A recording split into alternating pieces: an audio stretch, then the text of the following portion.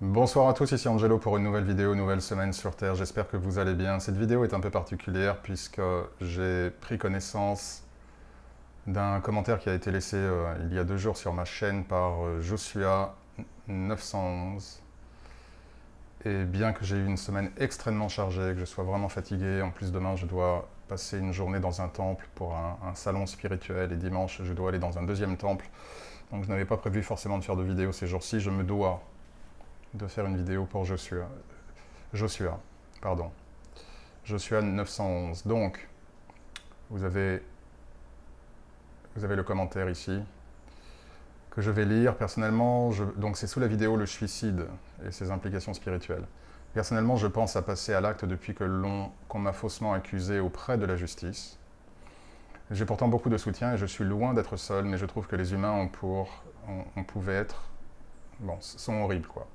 Je pourrais essayer de me défendre en cours. Quel âge avez-vous, Joshua? Vous êtes au lycée? Mais juste l'idée que je peux me ramasser en prison ne me donne pas envie d'y aller. Je vais partir avant, et puis de toute façon la vieillesse, les cancers, la paraplégie ou bien la perte d'êtres qui me sont chers me fait peur depuis toujours. Chaque jour, je pense aux gens qui sont dans des situations pires que la mienne et me donne tout simplement envie de partir avant que cela m'arrive. Je me dois de répondre à Joshua. Et j'espère, Joshua, que au moment où je fais cette vidéo et que je la diffuse, vous serez toujours là pour la lire. Je ne vais pas répéter ce que j'ai indiqué dans la vidéo, le suicide et ses implications spirituelles, puisque vous avez posté le commentaire sous la vidéo, donc ce qui implique que vous avez écouté la vidéo. Mais il y a plusieurs choses que j'aimerais dire par rapport à votre message. Je pense passer à l'acte depuis qu'on m'a faussement accusé auprès de la justice. Est-ce que c'est une épreuve? Définitivement. Et j'imagine le stress, l'angoisse, la frustration, la peur, la colère, l'irritation qui sont les vôtres. Je vous donne crédit de ce que vous dites faussement, donc ce qui signifie que vous êtes innocent. Et deuxièmement, accusé, pas condamné, ce qui signifie que pour l'instant vous êtes toujours libre et que rien n'a été mis en place. Malgré la peur que peut générer, et la colère et tout ce que je viens de dire, un tel événement, vouloir attenter à sa vie, porter préjudice à sa vie, mettre un terme à son existence, parce que l'on est faussement accusé, je vous invite vraiment à y réfléchir. Puisque, quelque désagréable soit la situation, pour l'instant, il ne se passe rien de tangible. Vous n'êtes pas condamné, vous n'êtes pas en prison, vous n'êtes pas dans une situation où vous savez que vous allez croupir toute votre vie dans une prison. Vous êtes faussement accusé auprès de la justice. Ensuite, si vous êtes faussement accusé, j'ignore vos convictions spirituelles, cher Joshua, mais là, vous avez une juste cause pour justement faire appel à Dieu, prier pour que la vérité soit rétablie. Vous avez ce qu'on appelle une juste cause. Ce qui signifie qu'au point où nous en sommes aujourd'hui, vous n'avez absolument aucune certitude que vous finirez en prison. Je pars du postulat au regard de ce que vous m'indiquez, c'est-à-dire que vous êtes innocent et que vous êtes faussement accusé de quelque chose. Donc vous êtes dans une situation où pour l'instant vous n'êtes pas condamné.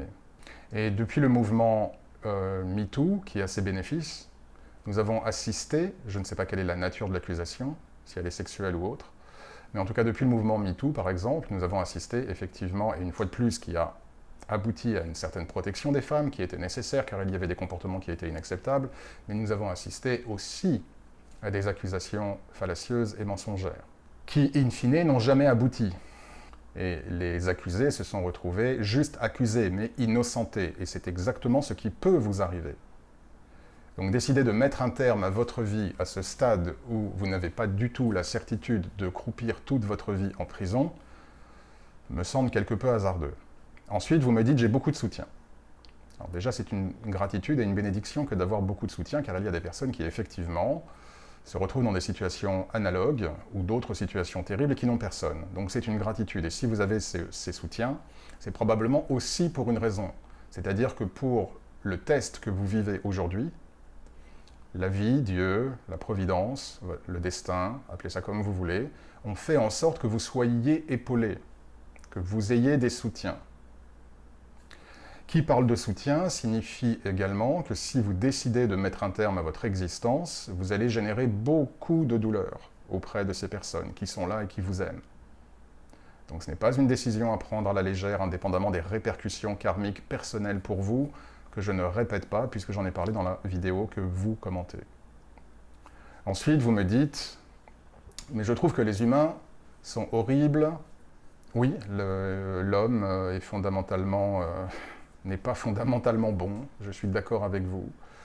Mais vous avez choisi de vous incarner sur Terre pour effectivement vivre cette expérience. Et même si nous vivons dans un monde difficile avec des personnes qui sont cruelles et qui sont animées par le mal, il y a aussi des personnes positives et des personnes qui sont dans l'amour. La preuve, les soutiens que vous avez. Ensuite, vous me dites, je pourrais essayer de me défendre en cours. Donc j'imagine que c'est en cours qu'on vous a effectivement accusé de quelque chose. Mais juste l'idée que je peux me ramasser en prison ne me donne pas envie d'y aller. Ce qui veut dire que juste pour l'idée et la peur que peut-être, bien que vous ayez une juste cause, l'idée que peut-être les choses puissent ne pas bien se passer, sans en avoir aucune garantie, vous donne l'idée de mettre non seulement un terme à votre vie avec toutes les répercussions karmiques que cela aura pour vous, mais également d'engendrer beaucoup de douleur auprès de ceux qui vous aiment et d'impacter sur leur ligne karmique à elles. Ensuite, vous mélangez un peu beaucoup, il y a beaucoup de choses qui se mélangent, mais je mets ça sur le compte effectivement de la tristesse, du désespoir et de la confusion. Je trouve que les humains sont horribles, de toute façon la vieillesse, les cancers, la paraplégie, la perte d'êtres qui nous sont chers. Alors, oui, la vie, le cycle de la vie fait que nous vieillissons, que nous avons des maladies et que nous mourrons. Le cycle de la vie fait que nous perdons aussi des personnes qui nous sont proches. Mais le cycle de la vie fait aussi que nous nous marions, pour ceux qui le veulent, ou que nous avons des relations, que nous avons des amis, que nous avons des réussites, qu'il y a des gens qui nous aiment, que nous faisons des choses qui peuvent nous faire du bien. C'est-à-dire que la vie, ce n'est pas une facette unique. C'est beaucoup de choses. Ce n'est pas que ce que vous me dites, la vie. Et Dieu merci. Ensuite, quand vous me dites la vieillesse, les cancers, la paraplégie, oui, mais rien ne dit que vous terminerez paraplégique. Et il y a des moments de la vie où on vieillit, même des moments où nous sommes malades et qui sont des moments où nous faisons des rencontres extraordinaires, ou des moments où nous nous rapprochons de personnes que nous avions perdues de vue, ou que des personnes que nous avions perdues de vue parce qu'elles savent que nous sommes malades, nous donnent de l'amour et se représentent à nous. Ce sont des opportunités, ce ne sont pas que des malédictions, que des moments difficiles. La perte d'un être cher, oui. Mais justement, la perte d'un être cher, soyez logique, vous me dites d'un côté la vie c'est trop dur, ça ne m'intéresse pas parce que je vais perdre des gens que j'aime. Mais si vous mettez un terme à votre vie, vous serez la personne chère à toute votre famille et à ceux qui vous aiment. Pourquoi voudriez-vous faire subir aux autres ce que vous ne voulez pas subir? Qui plus est, avant qu'il y ait la perte d'être cher, il y a toutes ces années d'amour que l'on peut donner aux gens. Vous avez encore des années où vous pouvez donner de l'amour, où vous pouvez aider, ne serait-ce que par un sourire, par votre présence, qui compte, ceux qui vous aiment. Et que quand les personnes que vous aimez, plus âgées que vous, papa, maman, oncle, tante, sœur, peu importe, ou amis, deviennent malades, vous aurez un rôle à jouer par votre présence. Pourquoi voulez-vous les priver de votre présence le moment où ces personnes auront besoin de vous? Pour toutes ces raisons, je vous invite vraiment à reconsidérer votre décision et à voir la situation différemment. Est-ce que ce que vous vivez est une épreuve? Manifestement oui, vu comment cela vous affecte. Est-ce à dire que vous avez perdu l'épreuve? Absolument pas. Est-ce à dire que vous êtes destiné à être condamné à être en prison? Absolument pas. Est-ce à dire que vous n'avez toujours pas un rôle à jouer dans cette vie? Absolument que oui, vous avez un rôle à jouer dans cette vie. Et que ce que je crains pour vous, c'est que si vous décidiez de passer à l'acte, et qu'il vous soit montré ensuite, parce que cela vous sera montré, ce qu'aurait pu être votre vie si vous n'aviez pas passé à l'acte, et que si vous voyez que vous n'auriez pas été en prison, si vous voyez la peine que votre départ aura suscité auprès des gens qui vous aiment, si vous voyez toutes les choses que vous auriez pu vivre, les rencontres, les belles rencontres que vous auriez pu avoir, vous aurez un sentiment de dégoût et de regret et de culpabilité qui vous prendra beaucoup de temps à rééquilibrer.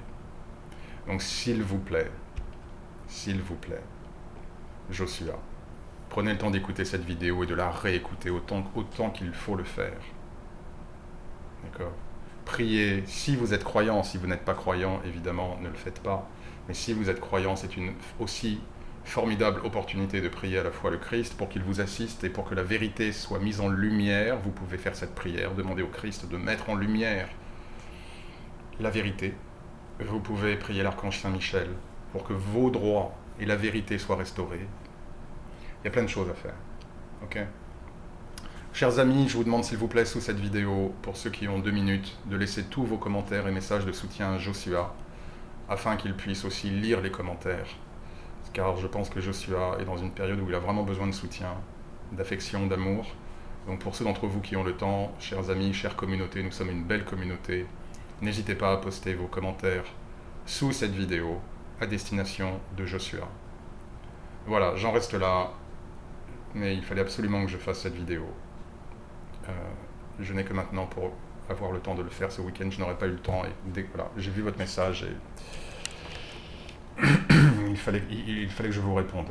Voilà Joshua, je reste évidemment à votre écoute, nous sommes tous à votre écoute. Vous n'êtes pas seul, ni sur Terre, ni spirituellement. Donc j'espère que cette vidéo vous aura aidé. Prenez bien soin de vous, de ceux que vous aimez et qui vous aiment, Joshua et vous tous, chers amis. Je vous dis à bientôt et que Dieu vous bénisse.